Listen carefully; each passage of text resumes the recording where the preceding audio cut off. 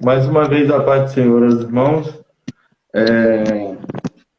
Nesta oportunidade, quero comentar aqui rapidamente com os irmãos acerca da doença, da morte deste rei que, como foram muito bem tratados, foi um rei ímpio, teve maus exemplos, seguiu os maus exemplos, né, na verdade. E é interessante que, quando nós olhamos para a vida deste homem, nós olhamos que Deus decidiu julgar ele, porque ele teve várias oportunidades de se arrepender, não se arrependeu, mas quando nós olhamos já o texto, quando Elias entra em cena, foi porque Deus tinha dito para ele dar um alerta no rei. Como fora falado, ele foi buscar uma divindade lá em Ecrom. E o nome da divindade, Baal-zebub, Deus da mosca.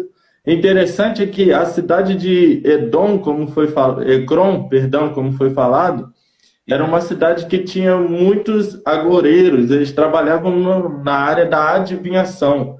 Esse Deus, na verdade, era um Deus que eles criam que podia adivinhar.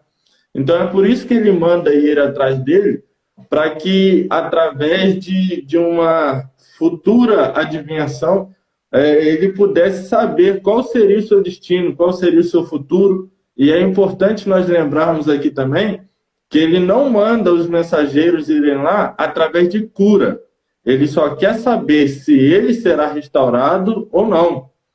Só que, com isso, nós vemos que Deus manda Elias interceptar ele. Lembrando também uma coisa muito importante, que a queda de Acasias não foi por ocasião do julgamento de Deus. O julgamento de Deus ocorre depois que Acasias toma essa atitude de mandar consultar Baal-zebub.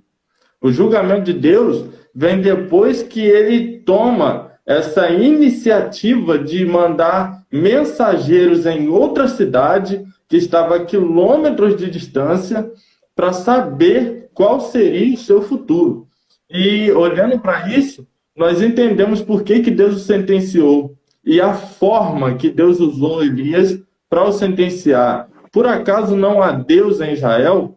Ora, esse homem já teve várias e várias provas de que Deus era o Deus verdadeiro, de que Javé era o Deus verdadeiro. Ele já tinha cerrado os céus, não deu chuva. Ele já tinha enviado fogo no Carmelo. Ele já tinha feito várias e várias coisas. Mas ele acompanha tudo isso e deliberadamente resolve ignorar Deus. Resolve ignorar a presença do profeta Elias. Ele foi alguém que seguiu à risca a vida do seu pai e da sua mãe, com exemplo de dureza, com exemplo de alguém que não se prostrava, de alguém que não se humilhava diante de Deus. Então, diante disso, desta atitude de ignorar a presença do Deus verdadeiro, Deus resolve mostrar para ele que não era Baal-zebub que ia dar o futuro dele, era o próprio Deus que ia revelar o que iria acontecer. E a palavra de Deus foi dura com ele. Deus disse: já que você me rejeitou, então você também não sai dessa cama. Você não vai ser nem restaurado e nem vai ficar vivo. Porque desta cama tu não sairás, mas com certeza tu morrerás. Esta foi a palavra que Elias deu àquele homem. Só que, observe uma coisa, nós precisamos pensar em uma coisa: Deus é misericordioso. Então eu acredito que se este homem, mesmo tendo os maus exemplos, mesmo tendo sido criado para tratar das suas debilidades, para tratar das adversidades da sua vida, como uma proposta de tratar com os deuses pagãos, se ele se arrependesse, com certeza Deus iria lhe perdoar. Com certeza Deus poderia restaurar a sua saúde, restabelecer e mantê-lo vivo. Só que ele prefere não se arrepender. Ele prefere continuar, como diz o termo bíblico, com a sua cerviz dura. E é por isso que ele recebe diretamente a sentença de morte vinda da boca do profeta Elias. Por que eu digo que Deus iria lhe perdoar? Porque até o seu pai, que foi um rei ímpio demais na nação, a Bíblia nos mostra que quando ele se arrependeu da advertência de Elias, Deus disse para ele: como que eu vou fazer o mal, visto que ele se humilhou diante de mim? Acabe se arrependeu da sua postura dura. Então Deus lhe concedeu misericórdia. Um outro exemplo de um rei que era ímpio, que recebeu misericórdia, foi Manassés. A Bíblia diz em 2 Crônicas 33 que quando Manassés viu que já não ia ter mais jeito para o seu estado, o que ele fez? Foi clamar ao Senhor. Ele foi buscar a Deus e reconheceu Deus como Senhor. A partir do momento que ele reconheceu, a Bíblia diz que Deus lhe foi favorável. Olha, um homem que só viveu a vida inteira pecando, fazendo mal, mas a partir do momento que ele se arrependeu, se prostrou diante do Senhor, se humilhou, ele recebeu a misericórdia de Deus. Só que aí, eu olho, tem um texto muito interessante em Jonas 2,8. Eu vou ler aqui para os irmãos. Jonas 2,8, na versão NVT, está escrito assim: os que adoram falsos deuses dão as costas para a misericórdia de Deus. Esse homem poderia ter buscado o favor de Deus, que era o Criador dos céus e da terra, que era o Criador, aquele que formou o homem, que dá o sustento à humanidade. Se ele se voltasse, irmão, com certeza Deus iria lhe dar, conceder o arrependimento e a sua misericórdia. Porque a Bíblia diz que aquele que confessa e deixa, alcança misericórdia. Só que o mesmo proverbista escreveu no capítulo 29 e no verso 1 assim, ó: o homem que muitas vezes repreendido endurece a cerviz, será quebrantado de repente, sem que haja cura. Olha o que o mesmo autor está dizendo. Ao mesmo tempo que ele diz que aquele que se arrepende, ele alcança misericórdia, ele está dizendo que aquele que resiste à repreensão vinda da parte de Deus, ele será quebrantado. E um exemplo claro disso aqui são os filhos de Eli. Vocês lembram da história que eles viviam pecando deliberadamente, sem se importar com o seu ministério, sem se importar com o nome do Senhor. E a Bíblia diz que quando seu pai foi corrigi-los, já não tinha mais jeito. Eles não deram ouvido, e o texto é claro, porque o Senhor os queria matar. Por quê? Continuaram pecando deliberadamente. Foi o caso de Acasias, que ele viu os sinais de Deus, sabia quem era o Deus verdadeiro, mas ele não se arrependeu. E o comentarista ele ainda faz questão de falar que como poderia opor-se a Deus? Irmãos, uma coisa é quando a gente se opõe a homem. Só que contra Deus, a Bíblia diz em Romanos 8,31, se Deus é por nós, quem será contra nós? Agora vamos pensar ao contrário. E se Deus for contra nós, quem será a nosso favor? Não tem como. Fugir do julgamento de um homem é até possível, mas fugir do julgamento de Deus não tem como. Então Deus lhe sentenciou, porque ele abandonou, ele deixou de lado abertamente a mão de Deus, a soberania do Senhor dos Exércitos. Eu encerro o primeiro subtópico citando uma frase de Catarina de Siena. Ela diz que pecar é humano, mas permanecer no pecado é diabólico. Então este homem preferiu permanecer no pecado do que receber a misericórdia de Deus. No segundo subtópico, o comentarista ele nos fala a respeito da determinação de Elias e a morte do rei. Primeiro que Elias já tinha dado um recado ao rei, tinha liberado a sentença de acordo com a ordem do anjo do Senhor e tinha dito que ele iria morrer. E os mensageiros que foram enviados para consultar Baal-zebub, isso aqui é muito interessante, eles são enviados para consultar Baal-zebub, mas eles voltam como arautos de Deus. Eles não voltam com uma mensagem de Baal-zebub.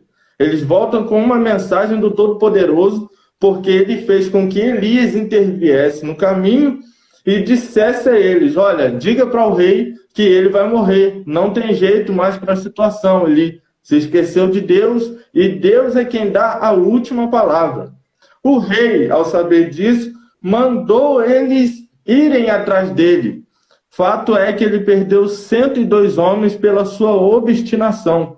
Só que Elias, determinado, no terceiro homem que se arrepende, a Bíblia diz que o anjo do Senhor fala com ele de novo: não temas, desce, vai com ele.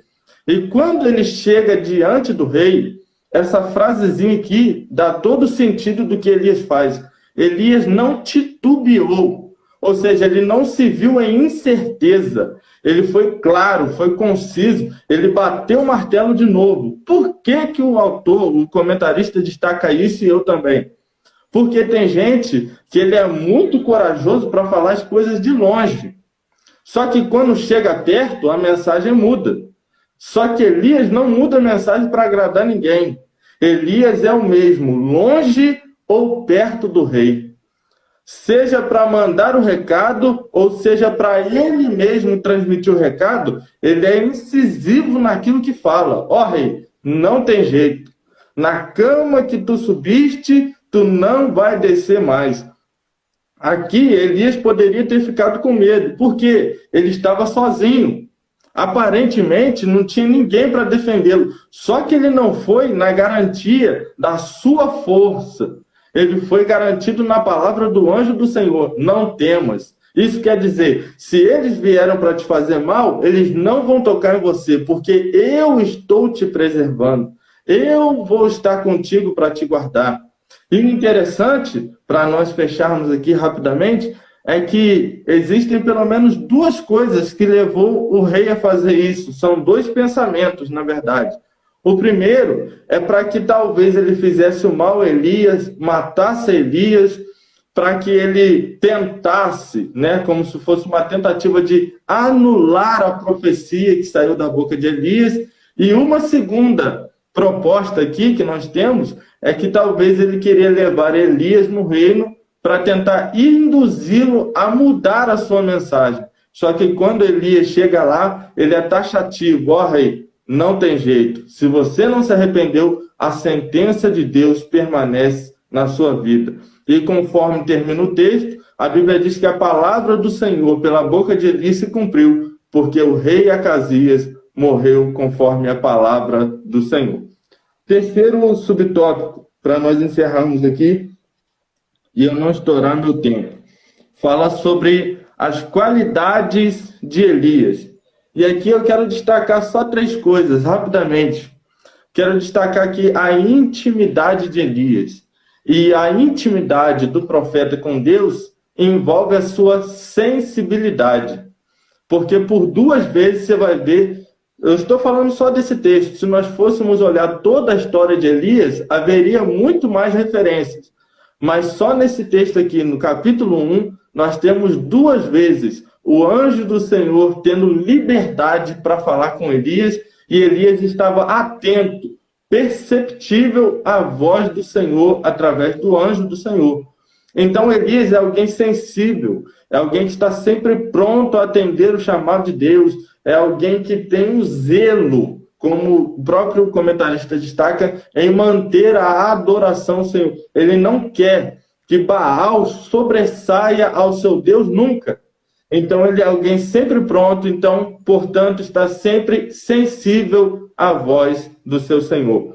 O segundo ponto que eu quero abordar fala sobre a fidelidade de Elias. Por quê? Primeiro que ele não negociava os seus princípios. Nada fazia ele mudar. Nada chamava a sua atenção para que ele saísse da presença do Senhor. Nada que lhe beneficiasse enchia os olhos de Elias para que ele deixasse de fazer o que ele fazia. Não.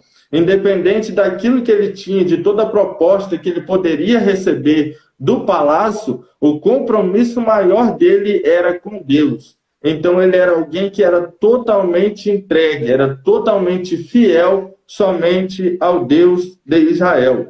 E por último, algo que já foi abordado nas lições anteriores, mas que torna-se repetir sempre na vida de Elias, a sua coragem. Porque neste episódio nós vemos ele parando, interceptando os mensageiros do rei, confrontando mais um rei e trazendo juízo a 102 homens que vieram ao mandado do rei. Provavelmente seriam eles que fariam mal a Elias. Por isso que no versículo 15, o anjo do Senhor garante ele: não temas. Ou seja, a vida de Elias corria perigo. Mas quando eles vêm com toda a soberba do rei, os 102 homens, dizendo: homem de Deus, desça, ele diz: então, se eu sou homem de Deus, que caia fogo do céu e consuma vocês. E a Bíblia diz que por 2 vezes cai fogo do céu e consome 102 homens. Perceba que tudo isso que é citado aqui é porque ele fez sozinho. Novamente, você não vai ver Elias com a ajuda de ninguém. Ele só contava com o apoio de Deus. Ele estava garantido na palavra que o anjo do Senhor tinha liberado para ele. E aí, quando nós olhamos, nós vemos que Deus ele só convoca pessoas valentes, pessoas corajosas. Tanto é que em Juízes 7:3, ele manda Gideão gritar: os covardes e medrosos, voltem. Porém, em Josué capítulo 1, você vai ver ali diversas vezes Deus dizendo para Josué, na versão Nova Almeida atualizada: seja forte e corajoso. Deus exige dos seus servos a coragem para transmitir os seus oráculos, para se comportar num mundo corrompido, para fazer a diferença. É preciso, é necessário que nós sejamos corajosos. Por quê? Porque Paulo escrevendo a Timóteo, no capítulo 1, versículo 7 da segunda carta, ele diz que Deus não nos deu o espírito de temor, o espírito que produz covardia, mas ele nos deu o espírito de poder.